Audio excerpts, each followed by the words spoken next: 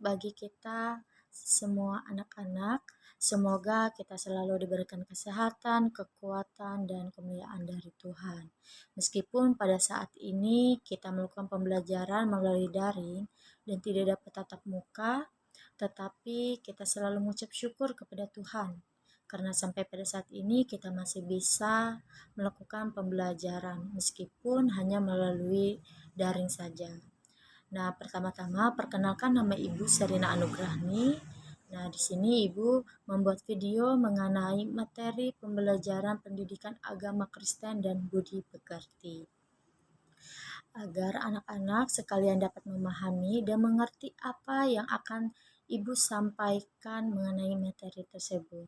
Nah, anak-anak, sebelum kita memulai pembelajaran kita pada pagi hari ini, marilah kita bersama-sama berdoa. Tuhan Yesus, pada pagi hari ini kami dan anak-anak-Mu ingin memulai pembelajaran kami. Kiranya Tuhan memberkati pembelajaran kami dari awal sampai berakhirnya nanti. Haleluya, amin. Baik, materi kita pada pagi hari ini mengenai pembelajaran pendidikan agama Kristen dan budi pekerti. Nah, Ibu ingin bertanya kepada anak-anak, apa itu pendidikan agama Kristen dan budi pekerti? Ayo, siapa yang bisa jawab? Ya, betul. Pendidikan agama Kristen merupakan mata pelajaran yang bersumber dari Alkitab, yang dapat mengembangkan berbagai kemampuan dan kecerdasan peserta didik, antara lain dalam memperteguh iman kepada Tuhan Allah, mempunyai kedamaian batin, memiliki budi pekerti luhur, dan menghormati serta menghargai sesama manusia dengan segala persamaan dan perbedaannya. Nah, sedangkan pendidikan budi pekerti adalah upaya untuk membentuk perilaku peserta didik yang tercermin dalam kata, perbuatan, apalagi ya sikap, apalagi pikiran, apalagi perasaan, apalagi kerja, dan hasil karya berdasarkan nilai, norma, dan moral luhur bangsa Indonesia. Melalui kegiatan tersebut seperti bimbingan, pengajaran, dan latihan. Nah, anak-anak sekalian, pada pembelajaran pendidikan agama Kristen dan budi pekerti ini, semua jenjang dan kelas disajikan dalam bentuk pemahaman konsep mengenai Allah, pencipta, pemelihara, penyelamat, dan pembaharuan dalam bentuk pelaksanaan nilai-nilai Kristiani dalam praktik kehidupan. Di dalamnya tercantum berbagai aktivitas belajar yang dilakukan peserta didik dalam rangka mencapai kompetensi serta mengembangkan kreativitas dan inovasi pengetahuan, keterampilan, dan sikap.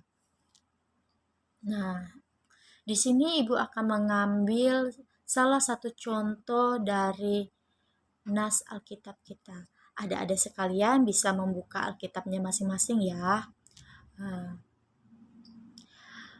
Terambil dari Matius 6 ayat 14 sampai 15. Pada ayat 14 sampai 15 tersebut menceritakan mengenai mengampuni orang lain, mengampuni kesalahan orang lain. Ibu ingin bertanya kepada anak-anak sekalian, bagaimana cara mengampuni? Ayo, siapa yang bisa menjawab? Bagaimana cara kita mengampuni orang yang bersalah kepada kita?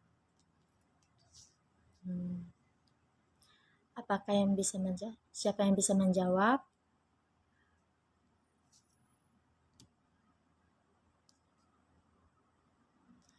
Ya, betul. Mengampuni artinya kita memaafkan kesalahan orang lain kepada kita dan tidak memperpanjang masalah tersebut lagi. Seperti yang dikatakan dalam nas tersebut, karena jikalau kamu mengampuni kesalahan orang, Bapamu di sorga akan mengampuni kamu juga. Tetapi jika kamu tidak mengampuni kesalahan orang, Bapamu juga tidak akan mengampuni kesalahanmu. Jadi, kita harus bisa belajar memaafkan kesalahan orang lain kepada kita. Seperti yang sudah diajarkan di dalam nas tersebut. Jika kita mengampuni orang yang salah kepada kita, maka Bapa di sorga akan mengampuni kita. Tetapi jika kita tidak mengampuni kesalahan orang lain, maka Bapa di sorga juga tidak akan mengampuni kesalahan kita tersebut. Jadi anak-anak sekalian harus bisa belajar bagaimana caranya memaafkan, mengampuni setiap kesalahan orang lain atau teman-teman kita di sekitaran kita semua.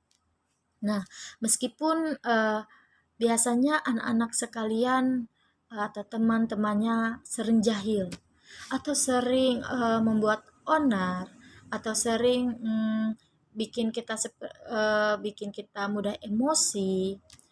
Nah, tapi kita harus tetap belajar mengampuni dan jangan membalas apa yang sudah mereka perbuat. Nah, kita jika mereka berbuat salah kepada kita atau berbuat jahat kepada kita, janganlah kita membalas kejahatan dengan kejahatan, tetapi balaslah kejahatan dengan kebaikan. Jadi kita harus memaafkan, kita harus mengampuni, supaya kita juga diampuni oleh Bapa di sorga. Nah, anak-anak sekalian, dari materi Ibu ini semoga anak-anak semua dapat memahami dan mengerti apa yang Ibu sampaikan kepada anak-anak sekalian. Meskipun Ibu menyampaikannya melalui video saja. Semoga anak-anak semua bisa membuka videonya dan mendengarkan apa yang Ibu ajarkan dan apa yang Ibu sampaikan mengenai materi pendidikan agama Kristen dan budi pekerti ini.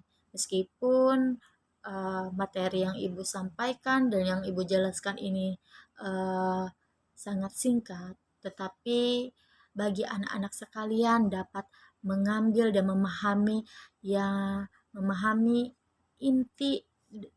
inti yang Ibu sampaikan ini. Baik anak-anak, Ibu rasa cukup sampai sini pembelajaran kita pada pagi hari ini. Semoga apa yang Ibu sampaikan kepada anak-anak semua dapat memahaminya. Dan juga ingat pesan dari Ibu, kita harus belajar memaafkan, harus belajar mengampuni sesama kita.